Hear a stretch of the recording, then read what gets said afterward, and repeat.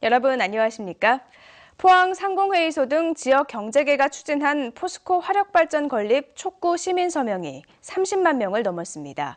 포스코는 환경단체가 반발하는 가운데 일부 설비를 폐쇄해 오염물질 총량을 줄인다는 계획을 환경부에 공식 제출하기로 했습니다. 임재국 기자가 보도합니다.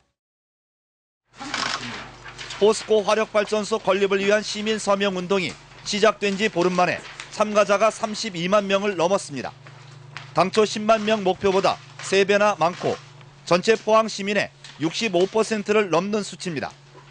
추진위원회는 경제 활성화에 대한 시민들의 의지라며 회의를 거쳐 관련 부처에 제출할 예정입니다.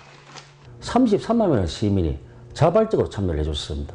이것은 지역 경제를 분명히 살려달라는 지역민들의 간절한 염원이 담긴 의지의 표현이야겠느냐 하는 그런 생각을 하고 저는 포스코 화력발전 설비가 기필코 이루어지리라고 확신을 하고 있습니다. 환경단체는 강압적인 서명운동은 무효라며 청정연료 사용지역으로 명시돼 있는 관련법을 지킬 것을 촉구했고 오는 10일 포항시민을 대상으로 화력발전소 토론회를 열기로 했습니다.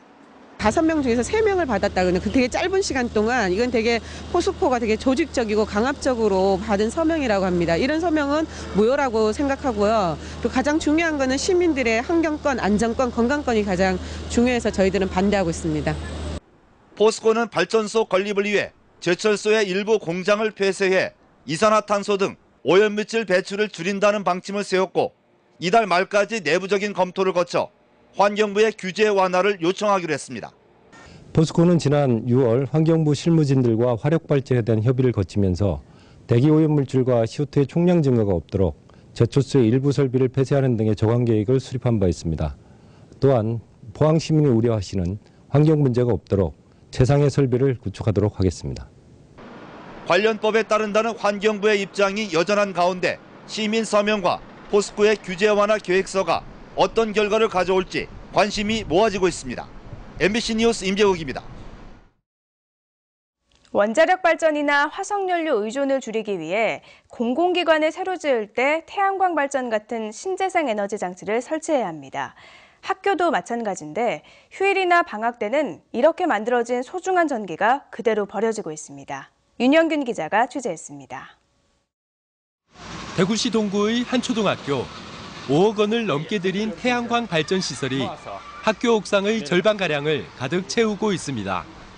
학교나 공공기관을 새로 지을 때 에너지 사용량의 일정 비율을 의무적으로 이런 신재생 에너지로 사용해야 합니다.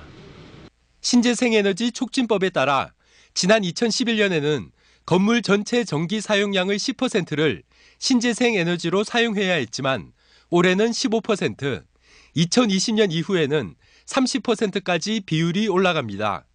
평소에는 이렇게 만든 전기를 모두 사용하지만 문제는 휴일과 방학.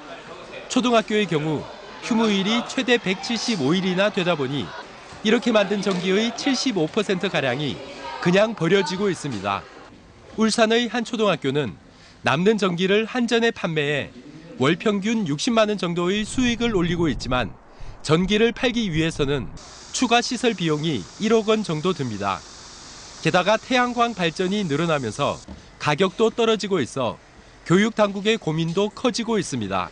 저희들도 그 부흥을 하기 위해 가지고 일단은 조금 앞으로 경제성은 자꾸 떨어지지만도 그래도 한 120km 이상 되면은 앞으로는 사용을 설치를 해가지고 비싼 돈을 들여 친환경 에너지를 만들어 놓고도 정작 활용은 제대로 안 되고 있습니다.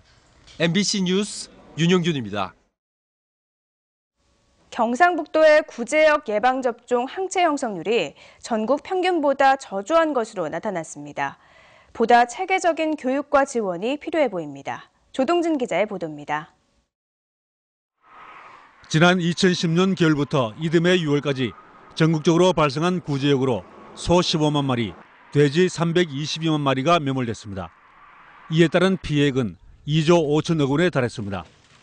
정부는 이후 구제역 백신 접종으로 방역 정책을 전환했습니다. 그러나 백신 접종 이후에도 지난해와 올해 초 전국적으로 구제역이 발생하는 등 백신 접종을 둘러싼 논란이 끊이지 않았습니다. 실제 경상북도의 소 구제역 백신 항체 형성률은 92.8%로 전국 평균 95.1%보다 낮습니다.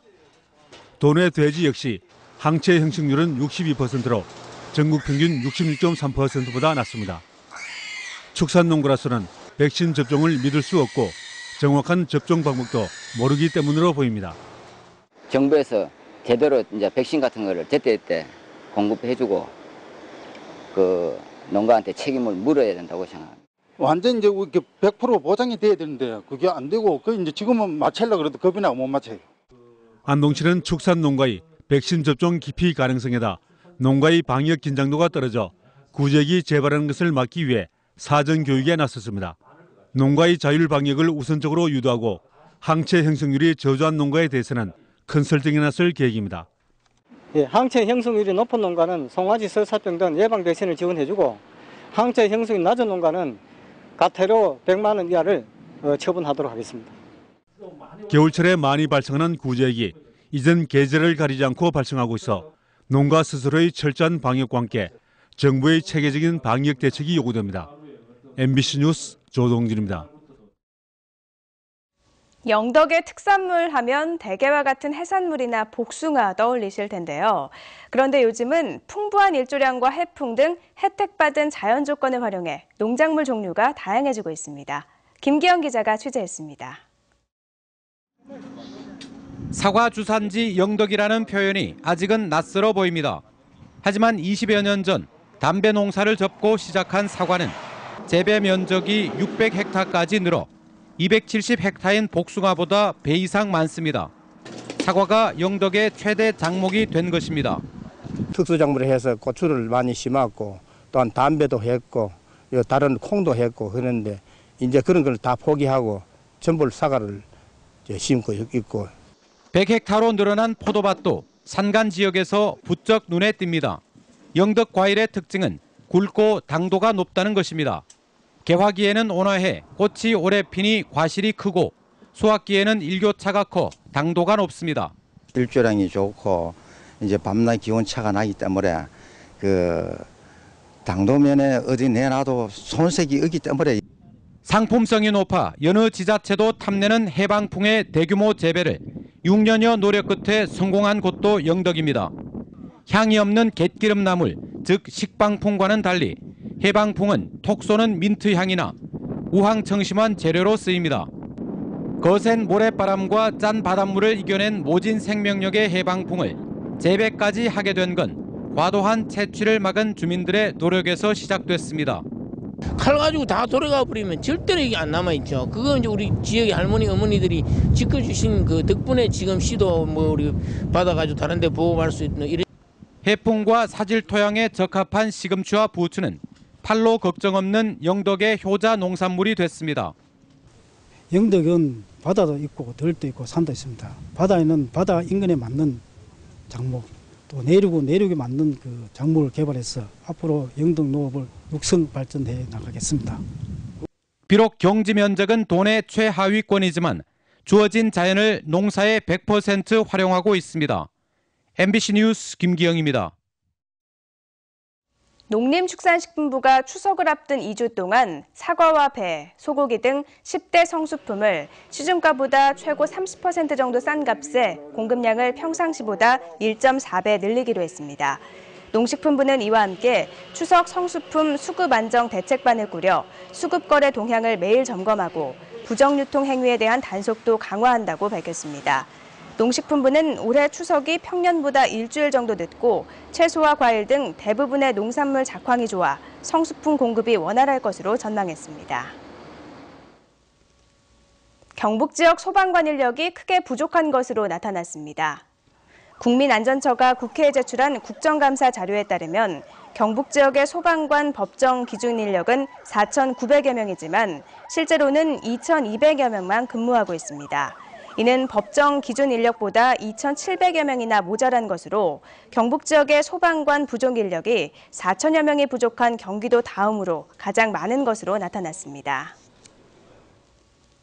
경주시는 최근 방사선 비상계획구역으로 확대 편입된 6개 읍면 지역에 대해 방사능 방제 교육을 했습니다.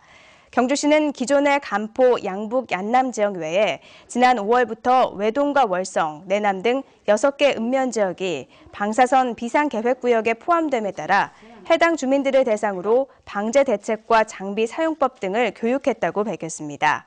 원자력안전위원회는 지난 5월 방사선 비상계획구역을 20에서 30km로 확대해 재설정한 바 있는데 환경단체 등은 비상구역을 30km 이상 더 확대해야 한다고 주장하고 있습니다. 포항과 경주 등 경상북도 전역의 토지 공간 정보를 한눈에 볼 수 있는 공간정보 열람 시스템이 운영되고 있습니다. 경주시는 23개 읍면동 민원실에 42인치 터치스크린을 설치해 경북 전역의 지적도와 토지 대장, 건축물 대장, 개별 공시지가, 도로명 주소 등의 공간 정보를 누구나 손쉽게 열람할 수 있다고 밝혔습니다. 이 시스템은 공공데이터 개방 방침에 따라 구축됐고 지난 2013년 이후 매월 2,300여 건이 조회됐습니다.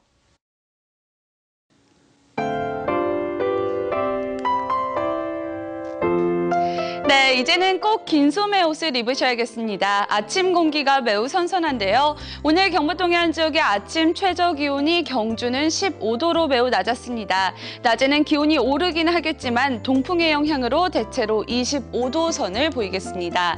한편 제18호 태풍 아타우가 북상하고 있습니다. 이 태풍은 소형 태풍으로 강도는 약하지만요. 우리 지역 가까이 북상하면서 파도와 바람에는 영향을 주겠습니다. 이에 따라 현재 우리 지역에 강풍특보와 풍랑특보가 발효 중입니다. 울릉도와 독도는 오늘 새벽부터, 영덕, 울진, 포항, 경주는 오늘 오후부터 강한 바람이 불겠고요. 동해상에서는 파도의 높이 최대 5m로 높게 일겠습니다. 자세한 지역 날씨 알아보겠습니다. 오늘 경북 동해안 지역은 대체로 맑은 가운데 울진은 비 소식이 있겠습니다. 낮 최고 기온은 포항 24도, 영덕, 경주 25도, 울진은 23도까지 오르겠습니다. 울릉도와 독도는 흐리고 가끔 비가 오겠습니다. 바람은 매우 강하게 불겠는데요. 낮 최고 기온 울릉도 20도, 독도 21도가 되겠습니다. 동해 전해상에 구름 많다가 비 소식이 있겠습니다. 파도의 높이는 최대 5m로 높게 일겠습니다. 당분간 쾌청한 가을 날씨가 이어지겠습니다. 날씨였습니다. 이상으로 포항 MBC 뉴스투데이를 마칩니다. 고맙습니다.